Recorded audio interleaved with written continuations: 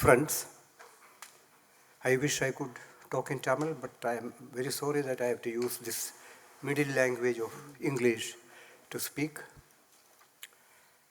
In fact, that's the whole business of translation, because actually if we don't translate each other, how will we ever, as Indians, how will we ever know each other?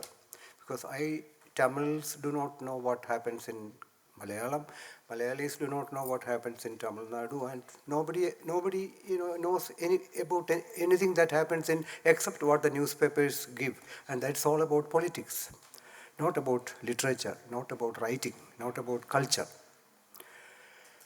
So I'm glad that the Tamil Nadu government, under the initiative of the Honorable Chief Minister Thiru M.K. Stalin, has started this extraordinary project of intercultural, interlinguistic connectivity and of Dravidian consolidation, of creating what I think is described as a Dravidian ecosystem. This is for the first time, perhaps, in the history of the Dravidian movement that such a major initiative has been made to create a consolidated Dravidian personality. And I think it is very important in these times when there are forces, very evil forces, trying to separate all of us, trying to dominate us, trying to subjugate us, trying to tell us that there is only one language, there is only one religion, there is only one culture. So I personally see this, the Disha Thorum Dravidam project, as something that is a bulwark against such tendencies, that it is taking us ahead of that. So I'll quickly move into, I hope I can finish it in about 15 minutes, maybe maximum 20 minutes, I hope to finish this. The topic of my talk is how translation, since we are talking about translations, how translation shaped a language, the story of Malayalam. This is the reverse of what Disha Thorum Dravidam is doing, because I am talking about how Malayalam translated from other languages and enriched itself and grew into a modern language. And it's a long process. And I'm very happy to do it here in the presence of translators, of Shailaja, and her sister Jayasri is not here. These are the people who translated me into Tamil. I have many books in Tamil, and it is all thanks to them and to Vamshi publication in Tiruvannamala, and my dear friend Baba sitting here. So it's remarkable. So let me enter this subject. I will enter this topic by saying that translations have played a game-changing role in the growth and development of Malayalam as a modern language. That is my primary stance on this. I will briefly describe how it happened. Before I do that, I will also beg the forgiveness of serious historians here, if there is anybody here, because I am not going to go into details in this 15-20 minutes. I am not going to go into details of how it happened. There are different theories about how it happened. I cannot present all of them here. I can only give a broad, sweeping picture of how Malayalam developed through translations into a modern language. You know, I am going back about more than 1,000 years, much more than that. When Malayalam was in a linguistic limbo, when it was neither Tamil nor Malayalam nor the spoken thing, but it was a mixture of, because after geography and other historical circumstances separated what is now Kerala from the Chera Pandya kingdoms, and the language also got separated. Malayalam also got separated from Tamil. Now there are people who say Tamil is not the mother language. There are people who say that Tamil and Malayalam grew up parallelly and all. I don't want to go into all those theories, but certainly Malayalam is a byproduct of Tamil. I have no doubts about it. So the language that existed for many thousands of years was a variant of Tamil. The alphabet was rudimentary. If you have heard of which I'm sure all of you have, of the Sangam, the literary works of the Sangam period, that is more or less an example of the Malayalam that existed at that time, almost like Tamil. But what changed everything, the whole game-changing thing happened with the arrival of Sanskrit. Sanskrit altered and enriched Malayalam in several ways, especially in the matter of words, grammar, and source materials for poetry in the form of Sanskrit literary and spiritual texts. You know, the Puranas, the Mahabharata, the Ramayana, the Vedas, etc., everything came through Sanskrit into Malayalam. And Malayalam poets, if we can call that Malayalam, they were writing in a mixture of Malayalam, Tamil and Sanskrit. That was the first evolution. And there was a man, a great poet called Cherusheri, who wrote the Krishna Gatha in a Malayalam that was independent of all this, which was almost like today's Malayalam, but that's a separate incident. But what concerns us about the whole business of translation is that around the 17th century, a scholar belonging to the so-called lower caste, I don't think anybody believes in a lower caste, but in the so-called lower caste, who had mastered Sanskrit and Tamil, he had spent a long time in Tamil Nadu before doing this, decided to translate the Ramayana and the Mahabharata into Malayalam. That was a turning point. His name was Tunjatta Eluthachan. He is known as the father of Malayalam. He became the father of Malayalam by translating the Ramayana and Mahabharata, transcreating, so to say, the Ramayana and Mahabharata into Malayalam. This is the first step, the first evolution, the foundation of modern Malayalam took place through an act of translation. He did not, Eluthachan, by the way, Eluthachan means one who teaches writing. That is the meaning of Eluthachan. These two transcreations of Mahabharata and Ramayana became the foundation of the foundation for a new Malayalam in which native Malayalam, Sanskrit and Tamil elements were fused into that one. That was a change. For the first time, what can be called a standard Malayalam, standard within quotations, had come into existence. It was Eluthachan's decision to translate the Mahabharata and Ramayana that triggered the growth of Malayalam in the beginning. Another important achievement of Eluthachan in these two translations was that he brought in a modernized alphabet. At that time, Malayalam had only 31 letters. I don't know how many Tamil has today. He brought in 51. Malayalam has 51 letters. He brought in 20 more letters into Malayalam so that he can accommodate Sanskrit words also. So Malayalam's alphabet grew. We had an enlarged alphabet of 51 words. And that released Malayalam into a world of new possibilities. And what happened was, these two transcreations, the Malayalam Mahabharata and the Malayalam Ramayana, became a hub, a model for further literary creation, especially in poetry. At that time, there was no prose poetry. That was the hub. Everybody looked to these two things for words, for structures, for usages, for characters, for everything. They looked to these two books. So that was how Eluthachan was called the father of Malayalam. And of course, another thing which really does not concern us here, that coming from a lower caste man, the translations posed a question mark to the higher caste, the Brahminical caste, because these two texts translated by a lower caste man became the spiritual reading of the masses. There was no Brahminical imprimatur, authority, seal of authority on these two translations.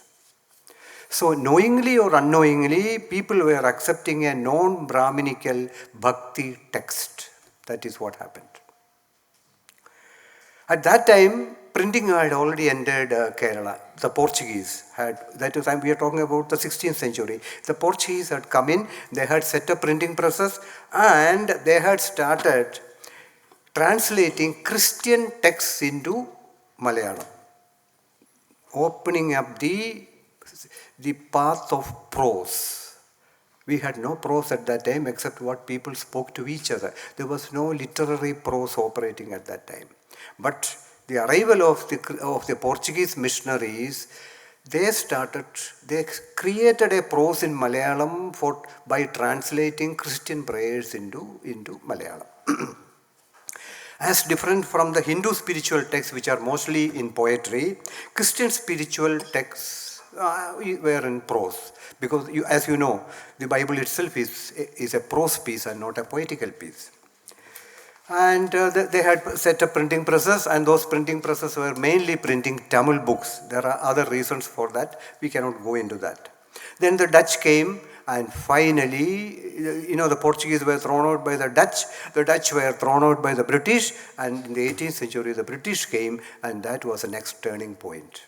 What happened was, the British contributed immensely to the birth and growth of Malayalam prose. That was the turning point, the key. Through their translations, again, of Christian texts like the Pilgrim's Progress, like the Bible, into Malayalam. That was the first prose Malayalam saw. People are talking in prose, but there was nothing printed, there was nothing that was written in prose. If literature meant poetry.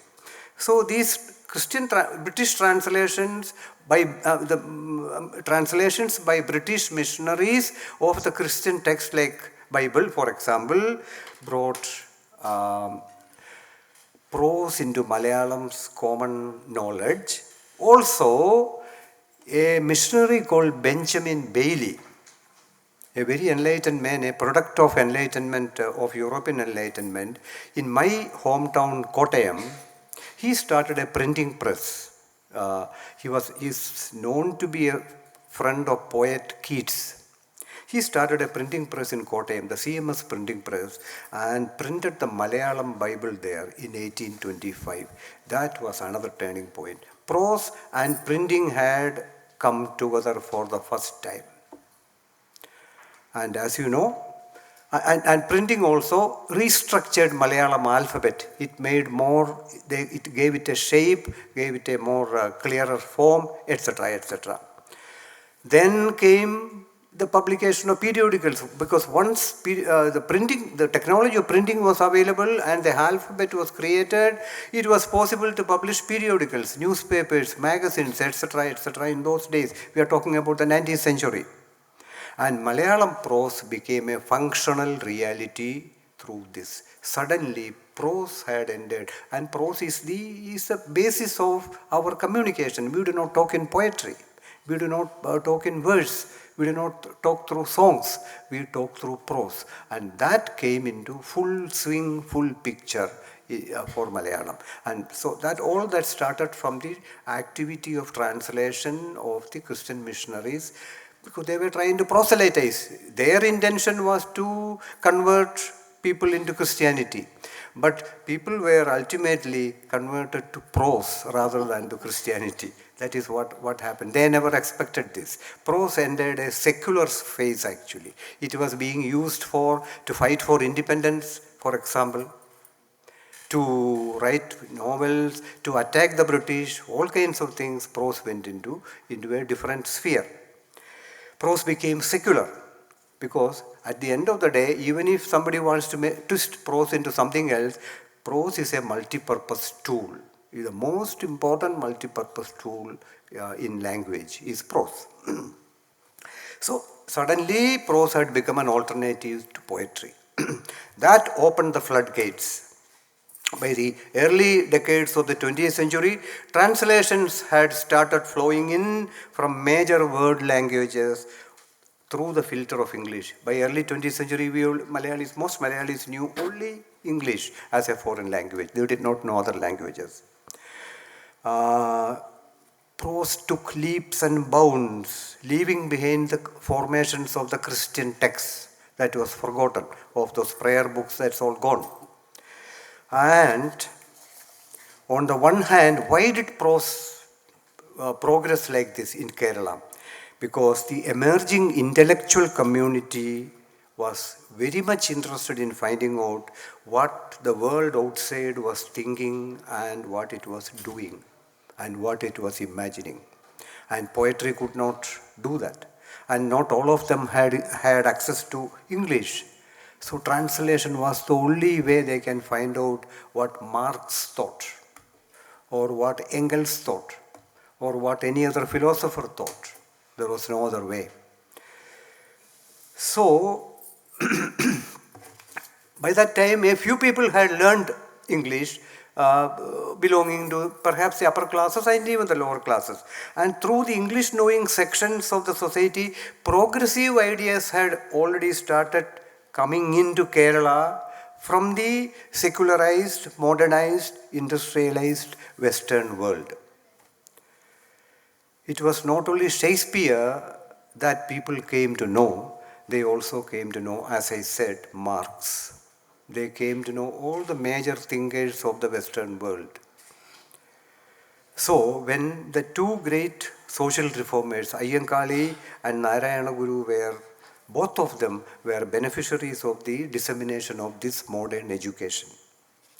And this gathered momentum. This coming of new ideas into Kerala, progressive ideas into Kerala through translations gathered momentum. It came to be known as the Navothanam, the Renaissance of Kerala.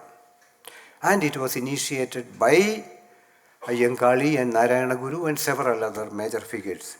The flow of translations that began in the second and third decades of 20th century energized and lit up the Kerala Renaissance from inside. It released mega waves of new thoughts and styles and themes. It was the beginning of. So, under the direction, there was an extraordinary man called A. Balakrishna Pillai. He was a great scholar, a multilingual scholar, and a man of literature, a man of history, a genius bound into a lot of layers of intelligence.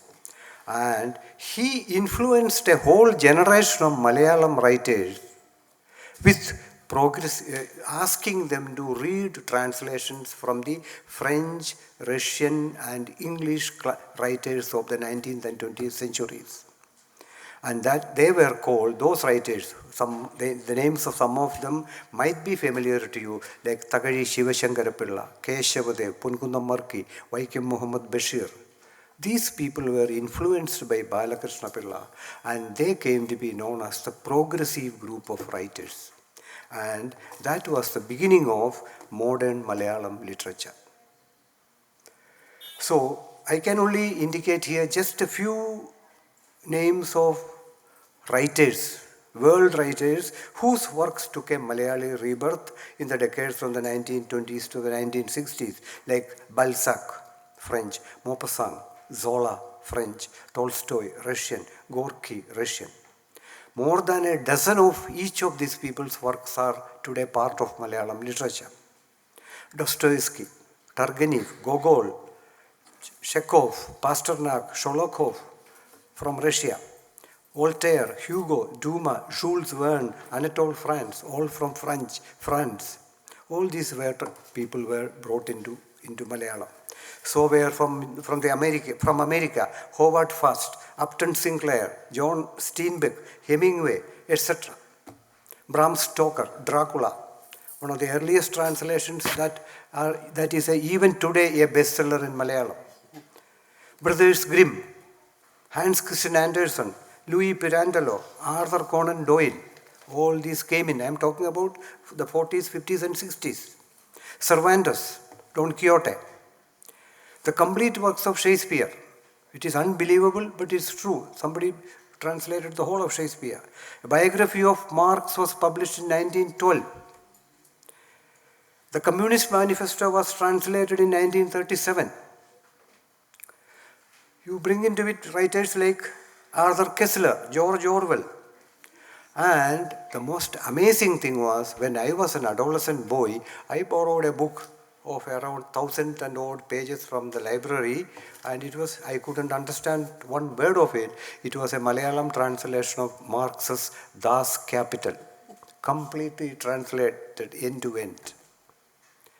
So that's the kind of translation work. Ibsen, all the works, all the plays of Ibsen are translated. Why couldn't you understand the word? Not because Marx is, even today I don't think I'll be able to understand Marx because he's too deep and too complicated for anybody to understand. But I know he is very true and very good. That's a different matter. I believe him in him. Perles Buck, Pavangal, that very famous novel of hers. Above all, another perennial bestseller which has been there for the last 60 years, The 1001 Nights, complete translation, all the stories, word by word. So all these translations came, and my generation, which can be loosely described as the one that followed the progressive group, was equally influenced by these translations. I grew up reading these translations. I was influenced. I became a writer because I read these translations to begin with. But later, we also read texts of modern masters directly in English, which again influenced us. And we are called, in Malayalam, for whatever it is worth, we are called the modernists of Malayalam. And before I conclude, I must also add the extraordinary connectivity between Malayalam and Bengali. Nearly every great Bengali writer, from Bankim Chandra to Shankar to Satyajit Ray, has been translated into Malayalam. Literally almost every work in the last 50 years. I don't know how it happened. Tara Shankar Bandhopadhyay's Arogya Niketan is almost a household word in Malayalam. Add Vivekananda, Aurobindo, Tagore, Gandhi Nehru separately. All these people are there. But what I am driving in the point that this is how Malayalam grew up into its present state of whatever it is, of a modern literature, of a modern language, of a society that is trying to modernize itself. That is it. It may not be, I am not very sure, I am very critical of my society. I don't trust that Kerala has yet not lost. I don't think Kerala has lost that old feudal communal heart, but we are trying. So whatever revolutionary ideas that came into Kerala the progressive ideas that came into Kerala came from these books that we translated. And that is a fact. I'm not ashamed of admitting it. And we have in Malayalam almost every other major Indian language is represented in translation. Tamil, Hindi, Kannada, Telugu, Odia, Marathi, the whole lot is in Malayalam. And the Marquez, the process of translation is still continuing. Gabriel Garcia Marquez, all his books are available in Malayalam and they are all perennial bestsellers. Paulo Coelho once said, he was saying it jokingly at some book fair, that he had more readers in Malayalam than all the other languages put together. Because you print 10,000 copies, it is sold immediately. He doesn't have that kind of readership anywhere in the world. Every Nobel Prize winner is in literature, every Booker Prize winner is immediately translated. So what I am pointing to is the fact that the Malayalam I am writing today is made up of the vision of all these great writers of the world as much as of the writers who are sons of the soil. That is the Malayalam I am using. It is not a standalone Malayalam. It's a Malayalam we gathered from all over the world. As a writer, my talent is an offshoot of that treasure house that this language, the translations created. Malayalis owe an immense debt to the literatures of the world for what Malayalis means I, including myself. We owe an immense debt to the literatures of the world for what we are today. That is the point. If we are modernist, if you are revolutionary, if you are progressive, whatever, this is all, it all came from all over the world. It did not one day drop from the heaven. Nor did any religion or any caste bring it. Nor did any political party bring it. Nor did any ideology bring it. It is the vision of all the great writers that brought them. And now just one word about translations, and I think we'll close. Since we are talking about translations, I know how hard it is to translate. Perhaps translators are sitting here. So I would say hard is not the word. Heartbreaking is the apt word for translating. I have translated my own works into English, and I have torn my hair and cursed my fate. It is so very difficult. Thereafterwards, I sought the help of brilliant translators like A.J. Thomas and Geeta Krishnankuti, and they became my saviors. My experience tells me that there is no final translation. Even if the author is doing it, there is no final translation. There is only an approximation. That's the word I would like to use. I don't want to use the word compromise. There is only an approximation of meaning, feeling, and flavor. No language can be a substitute for another, nor can it be an equivalent to another. They can, but two languages can seek a deep connection. That is what I think translators do. When that connection is in place, the translator can sleep in peace. I think that is what happens. But it may not be exactly what the original thought, but that's it. So this is where this thing, I wouldn't want to go into the rest of some of these things.